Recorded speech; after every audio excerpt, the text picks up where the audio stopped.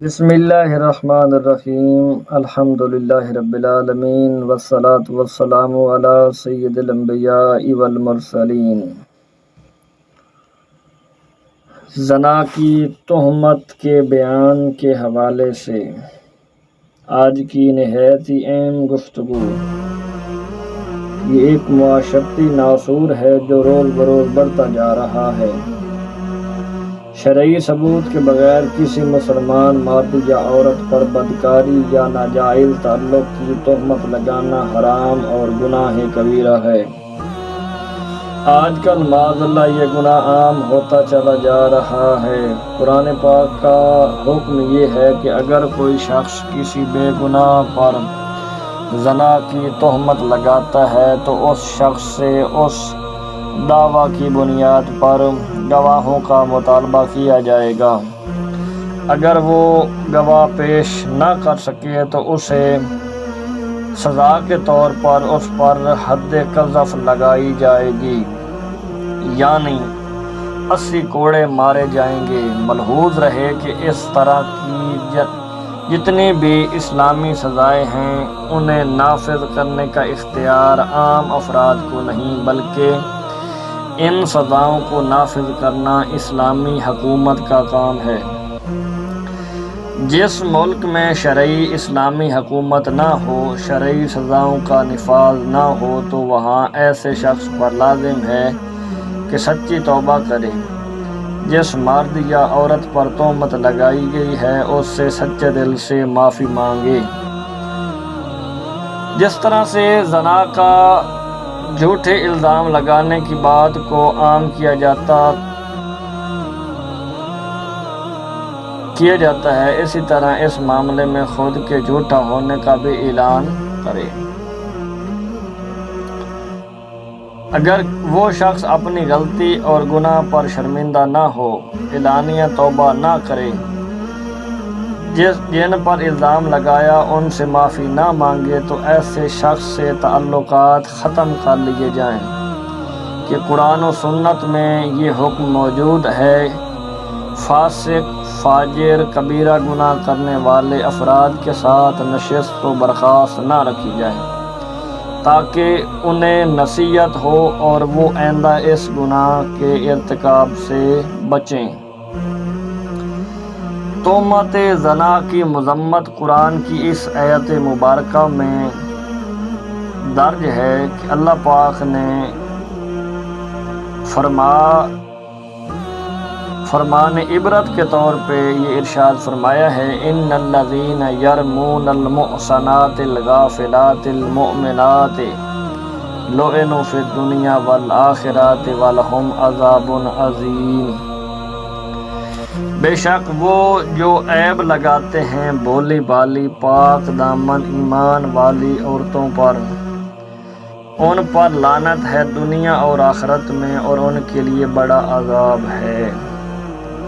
اور اسی طرح ایک اور مقام پہ ارشاد فرمایا، والذین یرمون المحصنات ثم لم یأتوا بأربعۃ شہداء فاجلدوہم 80 جلدۃ ولا تقبلوا لهم شہادۃ ابدا وَأُولَئِكَ هُمُ الْفَاسِقُونَ، جس کا ترجمہ یہ ہے، اور جو پاک دامن عورتوں کو زنا کا عیب لگائیں پھر 4 گواہ زنا کے معائنے کے نہ لائیں تو انہیں 80 کوڑے لگاؤ اور ان کی گواہی کبھی نہ مانو، اور وہی فاسق اور گناہگار ہیں۔ تہمت زنا کی شرعی سزا جو ہے وہ صدر الافاضل مفتی نعیم الدین مراد آبادی حاشیہ خزائن العرفان میں اس آیت کے تحت فرماتے ہیں، اس آیت سے چند مسائل ثابت ہوتے ہیں۔ جو شخص کسی پارسا مرد یا عورت کو زنا کی تہمت لگائے اور اس معائنہ کے 4 گواہ پیش نہ کر سکے تو اس پر حد واجب ہو جاتی ہے، یعنی 80 کوڑے۔ آیت میں محصنات کا لفظ خصوص واقعہ کے سبب سے ہوا ہے یا اس لیے کہ عورتوں کی تہمت لگانا کثیر الوقوع ہے، یعنی زیادہ واقعات ہوتے ہیں۔ ایک اور مسئلہ یہ ثابت ہوتا ہے کہ ایسے لوگ جو زنا کی تہمت میں سزا یاب ہوں اور ان پر حد جاری ہو چکی ہو، وہ مردود الشہادت ہو جاتے ہیں، یعنی کہ ان کی گواہی آئندہ کے لیے مقبول نہیں ہوتی۔ پارسا سے مراد وہ ہیں جو مسلمان، مکلف، آزاد اور زنا سے پاک ہوں۔ ایک اور مسئلہ یہاں ثابت ہوتا ہے کہ زنا کی شہادت کا نصاب 4 گواہ ہیں۔ حد قذف مطالبہ پر مشروط ہے، جس پر تہمت لگائی ہے اگر وہ مطالبہ نہ کرے تو قاضی پر حد قائم کرنا لازم نہیں۔ قذف کے الفاظ یہ ہیں کہ وہ صراحتاً کسی کو یا کسی مرد کو زانی کہے یا کہے کہ تو اپنے باپ سے نہیں، یعنی حرام زادہ کہے، یا اس کے باپ کا نام لے کر کہے تو فلاں کا بیٹا ہے، یا اس کو زانیہ کا بیٹا کہے اور ہو اس کی ماں پارسا، تو ایسا شخص قاذف ہو جائے گا، اس پر تہمت کی حد آئے گی جو کہ 80 کوڑے ہے۔ تہمت زنا کی مذمت احادیث کی روشنی میں نبی مکرم صلی اللہ علیہ وسلم نے ارشاد فرمایا، 7 ہلاک کرنے والے گناہوں سے بچو۔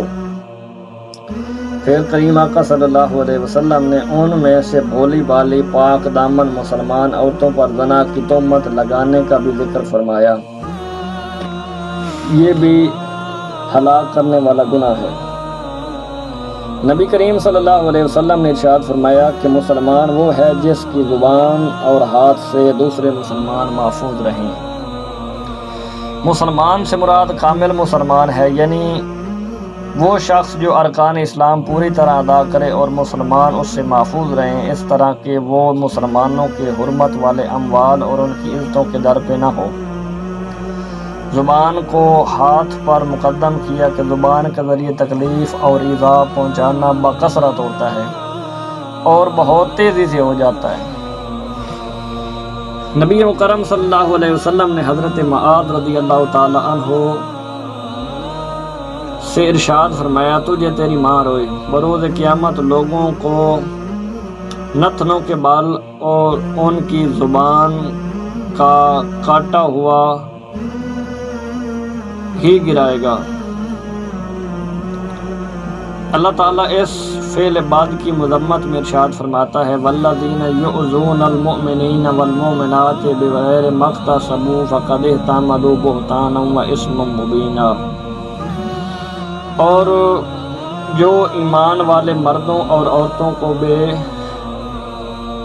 کیے ستاتے ہیں، یعنی بغیر وجہ کے ستاتے ہیں، انہوں نے بہتان اور کھلا گناہ اپنے سر پر لیا۔ یعنی نبی علیہ السلام نے ایک اور مقام پر ارشاد فرمایا، جس نے اپنے مملوک غلام یا لونڈی پر زنا کی تہمت لگائی، اگر وہ حقیقتاً ایسا نہ ہو جیسا کہ اس نے کہا، تو بروز قیامت اسے حد قذف لگائی جائے گی، بروز قیامت لگائی جائے گی۔ علامہ مناوی رحمۃ اللہ علیہ اس حدیث کے تحت فرماتے ہیں کہ حد قذف دنیا میں نہیں لگے گی، کہ حد قذف کے لیے شرط ہے کہ جس پر تہمت لگائی گئی ہو وہ محسن یعنی پاک دامن ہو، اور احسان کے ثابت ہونے کے لیے ایک شرط آزاد ہونا بھی ہے۔ آخرت میں مالک کو حد اس لیے لگائی جائے گی کہ اب اس مالک کی مجازی ملکیت بھی ختم ہو چکی ہے، اس وقت فقط اللہ تعالیٰ کی ہی حکومت ہوگی، کوئی آقا کوئی غلام نہ ہوگا، اب بس اہل تقویٰ کو ہی فضیلت حاصل ہوگی۔ دعا ہے اللہ کریم کی بارگاہ کے اندر اللہ پاک میں ان معاملات سے حد الامکان بچنے کی توفیق عطا فرمائے۔ وآخر دعوانا الحمدللہ رب العالمین۔